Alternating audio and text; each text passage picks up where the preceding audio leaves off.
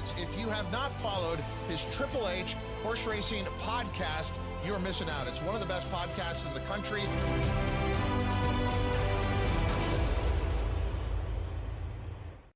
Hello and welcome to episode 316 of the HHH Racing Podcast. I am your proud host, Howard Kravitz. Thank you very much for joining us as we have a special taped show this evening with a fantastic guest to chop up the two big turf races at Del Mar this weekend on Saturday, December 2nd. Please make sure you hit that subscribe button in the bottom right-hand side of the screen. After you do that, please smash that like button and hit the notification bell so that you know when new content will rise. You can follow me right there on X or Twitter, whatever we're calling it these days, at H Kravitz. So please make sure you do that. And you can email me scrolling at the bottom of the screen, hkravitzhorse@gmail.com. You can listen to us on Apple Podcasts, Spotify, and Anchor. We have fantastic Power Picks tip sheet. Look below the video player. You'd purchase that through Patreon. All the information. It is for Saturday races throughout the country. Fantastic ROI. Very inexpensive. Very profitable. Also, check out our website, hhhracingpodcast.com.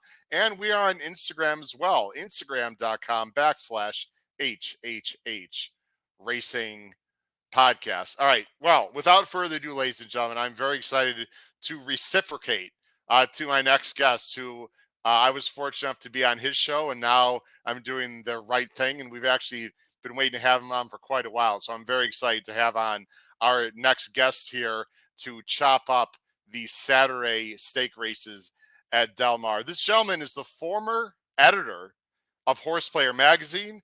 He's also co-author of some books, including 6 Secrets. I wonder what those 6 secrets are. Maybe he'll tell us today. 6 Secrets of Successful Bettors. And he is currently the host of weekend handicapping seminars for Del Mar Racecourse. Let's bring him on right now, Mr. Frank Scatoni. Frank, how you doing tonight? I'm doing great, Howard. Thank you so much for having me on. I appreciate the quid pro quo, but it was absolutely not necessary. I was thrilled to have you on my Best Bet live stream, and my audience stepped up and let me know just how great that show was. So I thank you, and I'll try to follow in your footsteps. Right off the jump, I can't beat that intro. That intro you had was one of the best. A lot of credit goes to Kyle Roscoe, the host of Bettin' and Booze and my other show, who did all the, I helped him with the music and sort of the editing, but he did a lot of the, he got a lot of the video up. And so I don't know anything about technology, Frank, as we've talked about before. So shout out to Kyle Roscoe. Yeah, we're very proud of that montage. The montage, the first year of this podcast was a bit shaky. This one's much better. I love it. No, it kind of gets you pumped up as the countdown starts. So I'm ready to go. I hope I'm not cheap speed, but I'll try to pace myself as we get through these really cool races at Del Mar on Saturday. It's a great weekend for racing out here. It sure is, and I'd be remiss not to say they also have 2 fantastic grade stakes on Sunday as well. We are filming this on Thursday late afternoon, and so the card is not out yet for Sunday. Otherwise, we would cover that. But Frank, we're definitely going to have you on a live show sometime for a big races, maybe at Santa Anita or Del Mar in the future, so we can have people in the live chat to ask you questions. But here's the format tonight. We're going to be talking about the 2 stake races on Saturday, December 2nd, the Jimmy Durante, and of course the Grade 1 Hollywood Derby. And then we're going to do our famous 10 minutes of post segment with Frank. And for those of you who are not familiar with Frank Scatoni, you can learn a little bit more about his wonderful career and his interest in horse racing. But Frank, let's get right to the races right away. Now there's 2 stake races at Del Mar, as I previously mentioned, on Saturday. And this is sort of their turf festival this weekend for their fall meet, correct? Yeah, well, they started it last week, and they did a couple of turf stakes last week, but these are the grade 1s. We got a grade 1 today in the Hollywood Derby, race 7, and then tomorrow they'll have the Matriarch, and then they have 2 really good juvenile turf races. So yeah, by essence, this really is the turf festival. The rails are at 0 feet. It's proper, fair turf racing, so it's going to be really exciting. Frank has definitely used those live shows. Depending on when you're watching, it might not be tomorrow. Again, we're filming on Thursday, so Saturday of the two. That's okay, Frank. No problem at all. I know you're used to the live shows, as am I usually. But anyway, the stake races we're talking about are on Saturday, and as he Yes. mentioned, of course, the matriarch and the what Cecil B. DeMille, I believe, is on Sunday. But Frank, let's jump right in to the first of the two stake races. You see them on the screen, and I've got some banners here that let me bring up here with our top picks as I find them. There we go. Scrolling on the bottom. Oh, actually, they're not scrolling. I made a little mistake. Let me edit that so they are scrolling. Okay, there we go. There we go. First host fail of the day. There we go. Now they are scrolling. You see, Frank is going 986. I'm going 841. The Jimmy Durante is a grade 3. It's $100,000, 1 mile for the Phillies. 2-year-olds, of course, on the turf. Nice big field here, Frank, of 11. There are no AEs. The Moyline favorite, no surprise. The Chad Brown Armada is in full swing and coming west to Del Mar, as you're very familiar with his fantastic string of horses that he brings in for these big days. He's got the favorite with Flavian riding Lady DeBerry, but you're going to go with Mark Cassie and Tyler Gaffleone on the second choice morning line at 4-1. The number 9 with Gusto. What do you like about this one, Frank?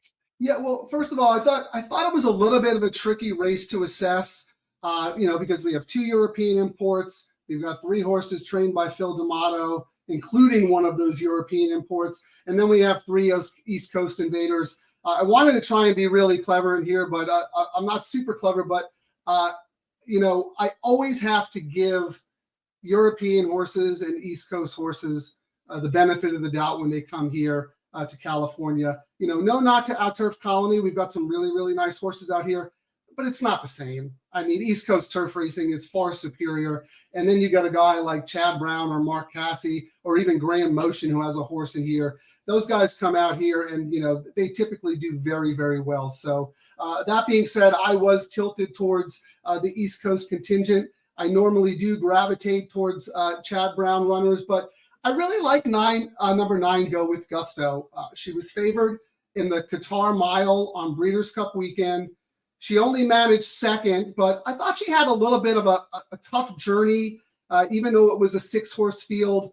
She wasn't going to beat the winner. That horse absolutely exploded. Lord Bullingdon, I think it was. She exploded from way off a very fast pace. But I like the way Go With Gusto finished up. She was in tight. She seemed a little hesitant to get through, but she did. And when she did get through, she was very game to get the place money.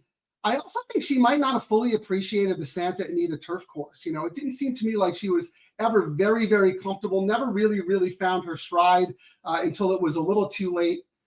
But the reason I really like her is because of the race 2 back. I know we're watching the replay Yeah, here. she is a little bit in tight right there, and Yep. I think it was very subtle, but it was definitely definitive to Yeah. me. And then I'm not sure she really wants to go through the inside anyway. So maybe Tyler get more to the outside as you're thinking on Yeah, Saturday. the outside post is probably a little better for her. But I'll tell you what I really liked about her was her race 2 back in the summer at Woodbine, a grade 1. She was facing the boys. She was Yeah. racing against the boys there, and she had a horrible trip early. She was in tight. She kept shuffling back on the backstretch. She was almost all the way at the back of the pack, maybe second last. She made a really, really nice move wide around the turn. She had every reason to spit the bit and flatten out, and she didn't. She tried so hard all the way to the wire, and I love the way she galloped out there. So it wasn't a surprise to me that she was favored in the Qatar Mile. And, like I said, Lord Bullingdon, hats off to her. She ran a great. I think I get the name right there. Let me look at the form real quick. Yeah, Lord Yeah, Bullingdon, which is a that's funny right. name for a filly, but Yeah. that's why I got confused for a second. Yeah, no problem. But yeah, I mean, the way she finished up in that race made me think Yeah. that she was the real deal. It's possible she might want more ground because she's a little bit more of a grinder than a quickener, but I do think she'll really appreciate this Del Mar course more than Santa Anita.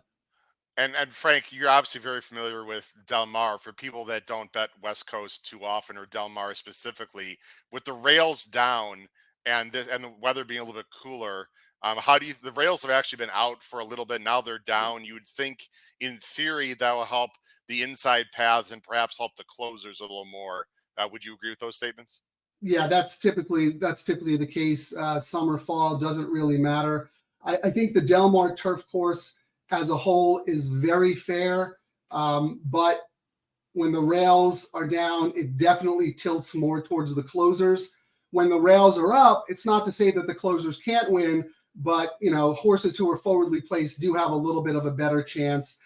We saw a filly, Richard Mandela filly, wire them a couple of weeks ago in the red carpet, but she got away with 51 half. So of course, that's going to happen. I think it's going to be more of a fair pace today in this big full field. And I'm just expecting Go With Gusto to step up and really run a big race. If Mark Cassie thought she was good enough to run in the summer against the boys, and also in the Cutter Mile against the boys. That's that's why it's Lord Billy, because she was running against the boys in that race. There you go. Yes, that actually, good catch. I should have caught that myself. Lady DeBerry. Now, Chad Brown. I actually a year ago on this podcast. Frank, I actually had Chad Brown on the show to talk about some of the runners that he was running this weekend a year ago. He always spots his horses well. Lady DeBerry, I'm going to go as you talk about this horse a little bit. This is my top pick. I'm not getting cute. I know she's 5-2, and I just couldn't find a lot of horses here similar to you that I was going to get cute with. Oh, there is one I do want to mention, but I'm going to show the replay of Lady DeBerry in the stretch. She just did it incredibly professionally, and Chad has decided to send this one out west. To me, that means a lot because he spots his horses so well. What do you like about Lady DeBerry? As I show the Keeneland replay. Yeah, I mean, same as you. You just tossed out that debut race on the dirt at Saratoga. Probably just an educational run. She's the 5 here, everyone, who's in between horses, and then, sorry, Frank, angles out, just does it so easily, at least to me. Yeah, I mean, comes off a little freshening at Keeneland and just absolutely destroys the field. It's a big full horse field. She beat 11 other horses that day. I mean, she did get a little bit of a pace setup. It was, a little bit of a fast pace, but Chad Brown horses finish. So fast pace, slow pace, it doesn't matter. They're still going to come running. And I agree with you. Just the way she did it was just so professionally. I mean, this is just a wild performance. I had to think that after that, Chad said, "Yeah, we're definitely going to California for the stakes race." Yeah. This race looks a little bit chalky. I just want to throw out 2 horses real quick and then move on to the Hollywood Derby. The number 4, Circle of Trust. I got this one in second. Frank, I thought she was really professional and really ran well in her second start. DeTore was on her that day. Now gets Rosario. This is another D'Amato. You mentioned, of course, there's 3 of them in here. Yeah. She's more tactical, I think, than the other 2 we just mentioned. And I think she's interesting. Maybe she can get the jump on the 2 we mentioned and be a factor. And the last one I want to toss out, guess what? Another D'Amato is Miss Brightside. Now, I have no idea if this horse class is up, Frank, but because I'm a sicko, I did watch the replay at Ferry House in Ireland. I'll tell you what, she did it really well. And she had some tactical speed, which I like because she's from the rail. Yeah. The other thing I want to mention, Frank, is this horse has been in the States quite a while and was at Turfway, had a bull at work, and then D'Amato sent her out west to Del Mar to get acclimated out there. I don't know. I don't think she's going to be on the lead, but I think she's going to be up close. I think she's going to sit a good trip. I don't know if she's good enough, but take a look at Miss Brightside, especially in the paddock, and see how she is pre-race in the prattle. I'm a little bit interested in Miss Brightside, Frank, at least underneath. Yeah, those were the 2 D'Amatos that you mentioned were also ones that I was considering.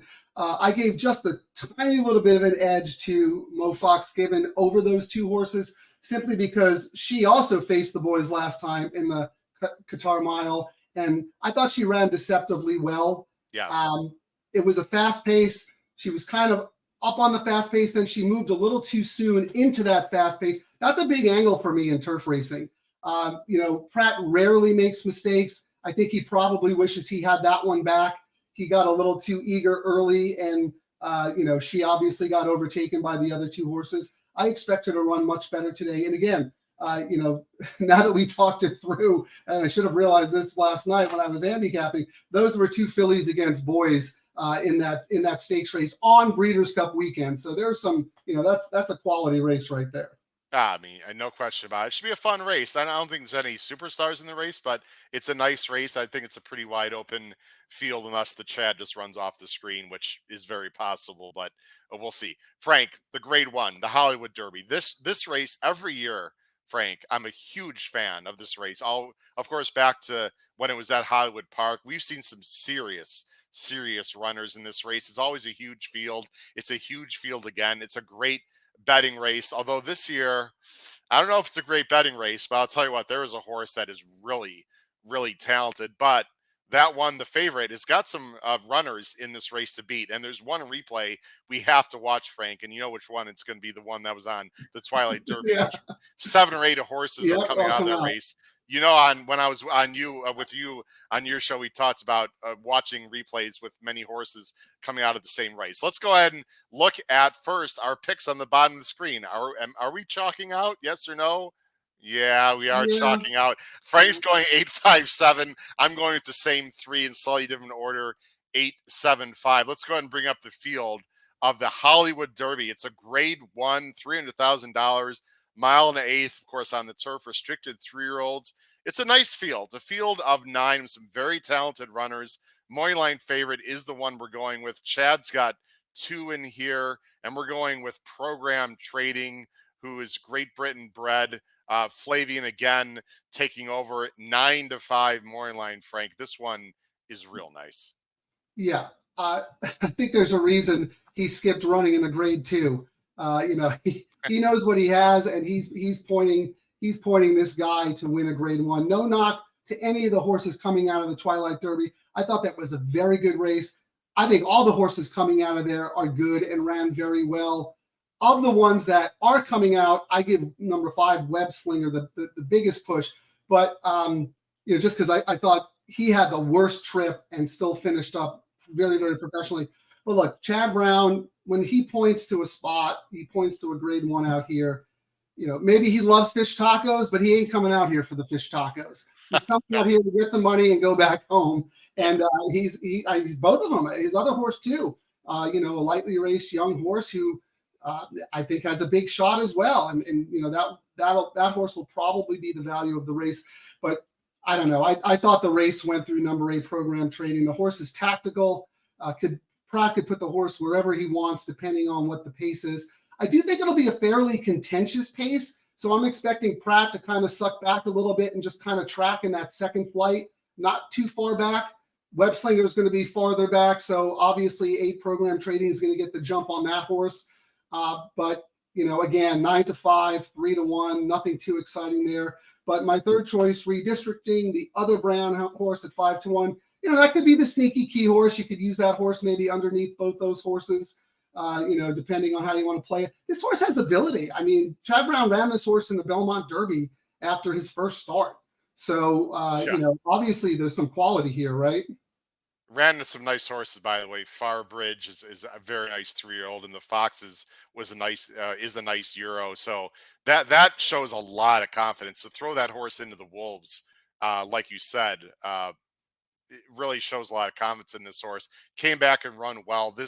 There's no reason, Frank, this horse can't step up into a low mid 90s buyer. I don't know about the 5-1, but in fact, I wouldn't be shocked if this horse is second choice, to be honest, over Web Slinger, just because it's Chad. But I could be wrong, but we'll see.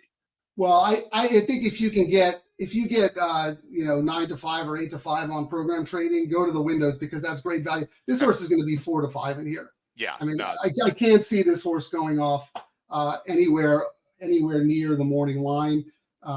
So maybe because of that, you will get a little bit of whiff of value on redistricting. I think you're probably right.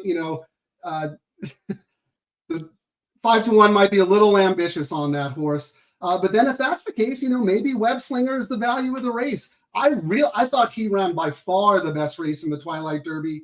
I think with any kind of trip, he wins that race. I mean, he's a million wide. He came home in 11-1. I mean, he was just fantastic in my opinion.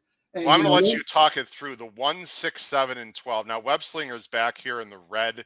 Frank, the one, I think it's Reichwitz, who's a huge bomb, actually ran very well here. Yes. And you also have the 12, who's Silver Knot, who actually gets the rail, who's in the Godolphin. And then the winner was SEAL Team, who I bet was in between. But here's Web Slinger. Go ahead and talk us through the Look at this. stretch Look at this boomerang move. I mean, you can't do that at Santa Anita and still make it. You can do it at Del Mar all day long. I'd rather you stay inside if there's room, but I mean, swing out. Look, already conceding. That's like a good 5 lengths, 6 lengths right there. Yeah. And just watch this horse level out and just explode late.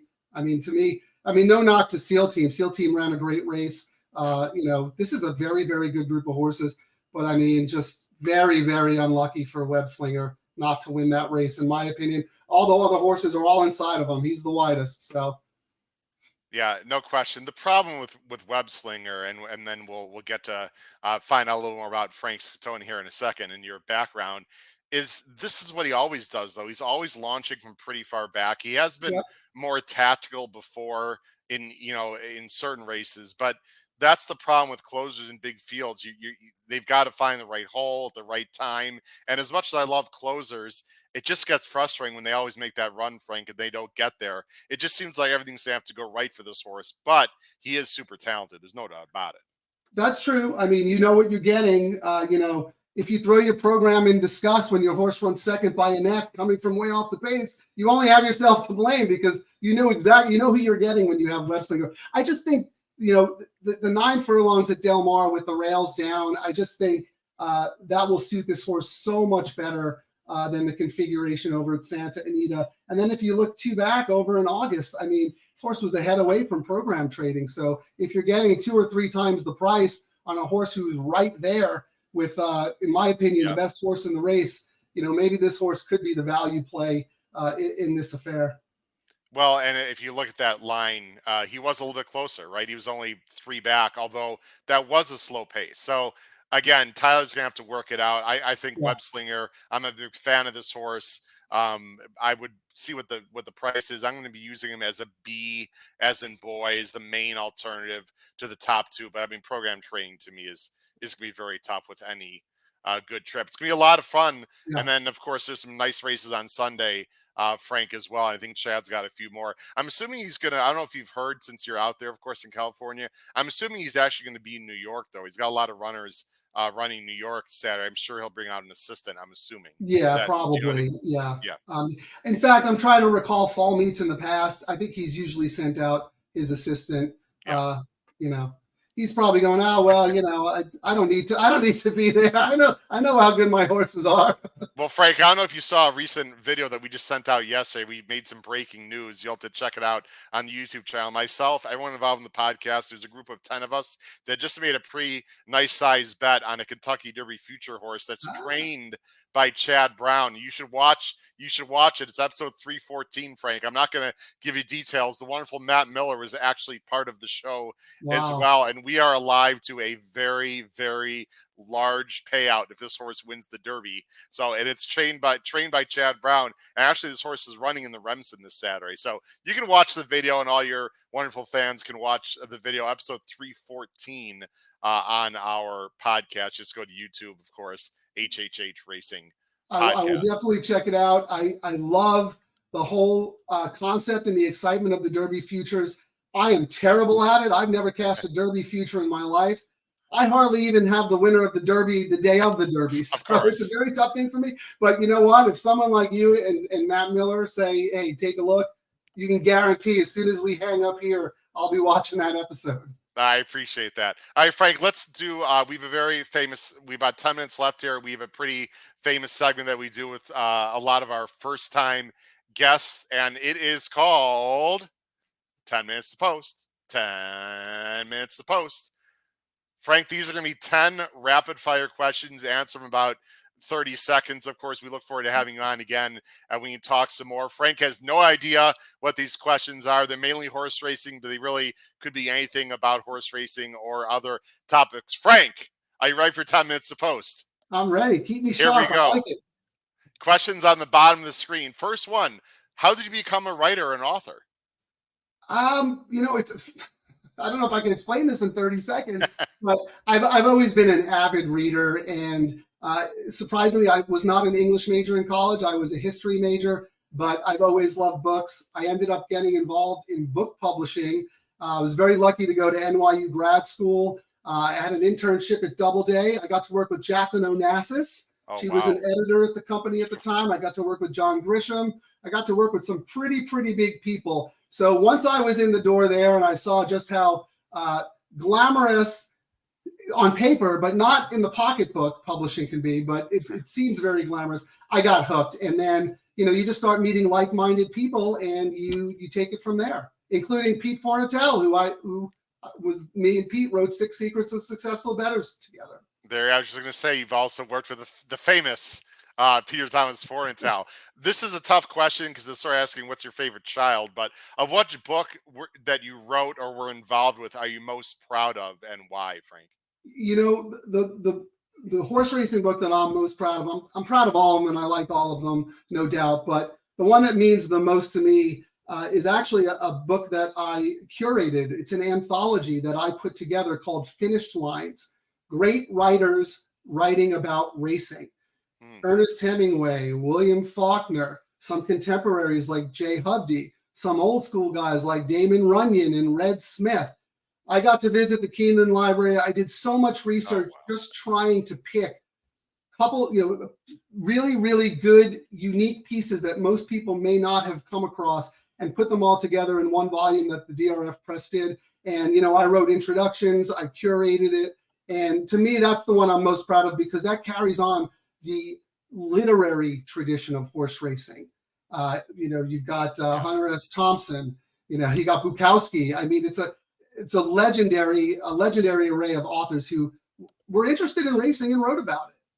I've actually never been to the Keeneland Library. I've driven by and been to Keeneland many times. I want to check it out. And here's a little fact, Frank, you might be surprised. I was actually a journalism major in college. I've done some writing, not in book form, but in blog form and other things. So I enjoy writing. I'm very proud that we've had Jay Priven on the show, Tom Law, and then our wonderful co-host, Paul Halloran, writes for the Saratoga Special, and he's writing a book on Cody's Wish. So I love authors and writers and I've had, of course, PTF on the show as well. Just have so much respect for that form of art. And it really is a form of art for sure. Here we go. Next question. Favorite track to watch a race outside of Del Mar? Sorry, you can't say Del Mar. And I'm not going to be boring and say Santa Anita either, but even though that is the correct answer, I'm going to go outside of California just because everyone knows I'm Santa Anita. I call it God's racetrack. It's my favorite place on earth. It's so beautiful. And obviously Del Mar, but I miss the Saratoga days. I cut my teeth summer racing going up to the Spa, and I have such a warm feeling in my heart for it. And everyone always asks me, what's better, Saratoga or Del Mar, blah, blah, blah, all the age-old debate. And that's fine. People want to know. I can't say a bad thing about Saratoga. I haven't been there in a long time, obviously, because they overlap. But I'll never forget those days just, with my crew, including Peter Thomas Fornatel, going out there and having the best time. Yeah, Saratoga, they're both very special for sure. Okay, I gotta ask you the question. I mean, it's the Captain Obvious, but I gotta ask it. Favorite horse of all time? I love it. I was hoping you would ask this because this is actually a trick question. Because for years on Twitter, my handle was Point Given, and I still go by Point Given on Facebook. Great but horse. Point Given is on the wall here a couple of times over here too. Yeah. Point Given is my second favorite racehorse. My favorite racehorse of all time is Zenyatta, without a doubt. She just, to me, greatest racehorse I have ever seen in person. For her to do what she did with her ridiculous running style, it's mind-boggling to me. And when she beat the boys in the Breeders' Cup Classic that first year that she was in it, it's one of my greatest moments in racing. I love Zenyatta so much. She's number one to me. Yeah, this is unbelievable. Don't hate me, Frank, but I was more of a Rachel kind of guy. That's okay. I love Zenyatta. But Rachel was just I haven't met either one of them in person. I hope before I pass away on this earth, I get a chance to at least meet one of them somehow. But that's the beauty of it. The way Rachel did it was so opposite the way Zenyatta did. Yes. Just two amazing racehorses who did it their own way. Really a damn shame they never hooked up, but that's a story. That's a story for another day. Although they'd have to hook up in deep stretch, right? Because they wouldn't hook up any other time in the race against each other, of course, is what I meant. All right, next question. You own one horse who needs to win the Kentucky Derby. Who's going to train him, Frank? No pressure now. Wow. Wow. You don't see trainers every day. They're not going to care what you're going to say. No, I know, but it's such a generic answer to say Bob Baffert because he wins so many races. But I don't know. I would love to give like a really good young horseman a chance to make the most of it. But I don't know. I'd probably go with Chad Brown just because Chad does everything. Turf, dirt, doesn't matter. If my horse doesn't win the Derby, then I'm sure Chad will do something else with the horse, and the horse would still be a great Grade 1 winner. They'll throw him on turf. He has not won a Derby yet, which is a very, very small reason why I'm interested in the horse that we have. And by the way, the horse that we have, and again, watch the video, everyone, episode 314. This horse cost $2.3 million at the sale, at the Fasig-Tifton sale in Saratoga. So that's, again, not a real reason why I like the horse, but just this was a very expensive horse. Next question. Favorite track to bet outside of Del Mar? Now, that's quite a different question than perhaps, maybe you'll say Saratoga again, but that is a different question than obviously just watching the races. That is. I will say I'm so tunnel vision with Southern California racing, but when I step out and I play contests, whether it's a mythical contest or a live bankroll contest or what have you, and it's so funny and it's so contrarian because I'm all about turf racing. I absolutely love turf racing. It's my bread and butter, but I really enjoy Oaklawn Park. They get full fields. It's such an interesting handicapping puzzle because you have horses coming from all different circuits. So if you're locked in and you're seeing the ball right, you're going to get prices and you have opportunities to make a lot of money betting Oaklawn Park. So I don't play it, that often, but when I do, I really enjoy it. And relatively new news coming out a few days ago, I believe Ramon Vasquez, who's been in California, is riding at Oaklawn, by the way. I don't know if you heard that. This meet coming up. So Ramon Vasquez is taking his tack to Oaklawn for this upcoming meet. So that'll be interesting to watch. I got 4 more questions. Of course, we're here with the wonderful Frank Scatoni of Frank's Best Bet Handicap, host the handicapping weekend seminars with Del Mar. And I mean, what else does this guy doesn't do? Many other things that Frank is involved with. Third to last question here. Here it is. Best score at the track. Now, you don't have to give a specific dollar amount, of course, but maybe where it was and the type of bet it was. I'm gonna have to take out the shoebox and dust it off because it was a while ago. It was back. I don't know. You might be too young to remember the days of the $1 pick 4 out here at Del Mar. But one summer, me and 2 buddies put a ticket together. It was on the $1 minimum, not the 50 cent. That is, in my opinion, really deflated the value of that wager. But back when it was $1. We teamed up together and we ended up hitting a $37,000 pick 4. So to me, but I'm saying that's going back a while ago. Ever since we changed the denomination, it's become more of a grind. A couple of small 5-figure scores here and there. Grinding it out. But to me, that's the biggest one that I ever hit. And we had to sweat out an inquiry in the last race with. I don't even want to talk about it. With a favorite. We had bombs all around, and then we had the favorite in the last race. The favorite wins, and we had to sweat out an inquiry for like 5 minutes because we did not have the second place finisher. So the racing gods were kind to us that day. That's awesome. And Los Al's got the $1 pick 4, though, I think still, right? I think yes, they do. Their pick 4 is $1. And by the way, we're not going to talk about it tonight, maybe another time, but of course, Del Mar is hosting the next 2 Breeders' Cups as well, which is very exciting if you're a fan of Southern California racing and Del Mar. Frank, who's the best jockey in your lifetime on the turf? Oh man, that's a great question. And every time I see a jockey put on a show at Del Mar, I think of Corey Nakatani. Thank you so much for, man. How'd you know? Now listen, I know you've got me by a few years, but not too much. This guy, can we have a separate Hall of Fame conversation on why this knucklehead is not in the Hall of Fame? Knucklehead, I'm saying that with pride. Yes. This guy. He just got in. I love Corey Nakatani. I don't get it. But anyway, go ahead. No, C-Knock just got in. He finally got did he? in. I'm sorry. Okay, yeah. Okay. Yeah. Way overdue, Howard. Way overdue.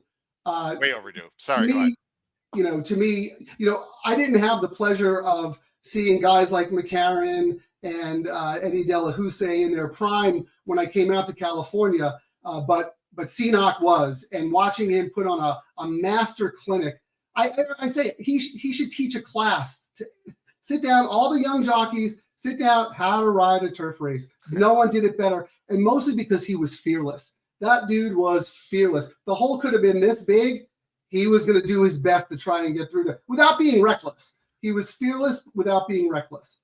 His timing was so good. You know what I really miss, Frank? I miss the turf at San Anita when it was like a putting green. I really miss that kind of when it was a little shorter grass and they would just go, consistently, 45 and 4 and 46 and 1 and run miles at 132 consistently, but it was safe. But it was like a putting green, just so beautiful to watch. But anyway, my apologies to Corey Nakatani and his family. I forgot that he got in, but he should have gotten in years ago, Frank. Years ago. Two more questions left with Frank Scatoni. Another fun question. Best track food item. I'm sure you've got one, Frank. You got to have one. Well, I do. For years, it was the carved sandwich at Santa Anita. I love the carved sandwiches there, but I have to say, I have a new favorite.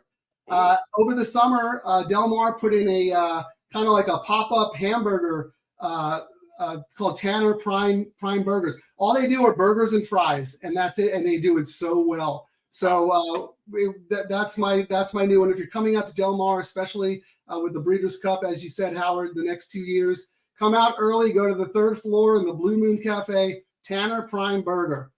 Perfect. All right, I'm gonna rewatch this and write that down because we'll be out there, of course, with Matt Miller and the rest of the BC crew. We'll check out that burger place. Last question for you, Frank, and again, thank you very much for coming on the show. We really greatly appreciate it. Fill out the statement. I'm a teacher, right? In 10 years, I hope to. Oh my goodness.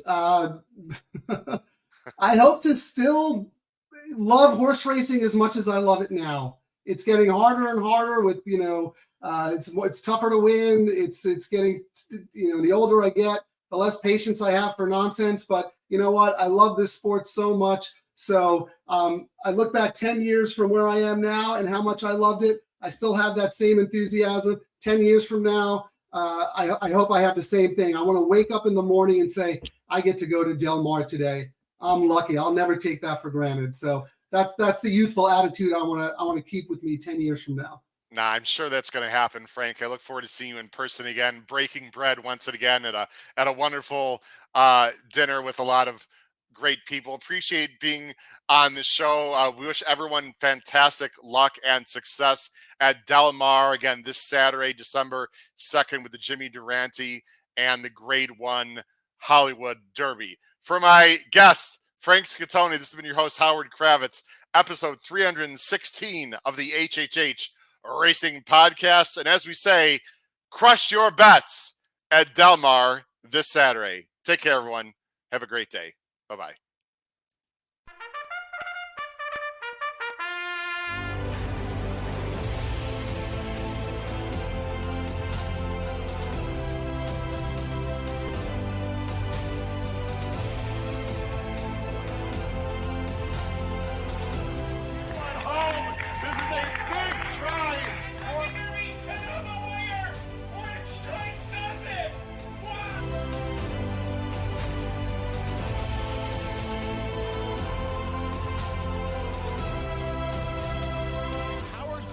If you have not followed his Triple H Horse Racing podcast, you're missing out. It's one of the best podcasts in the country.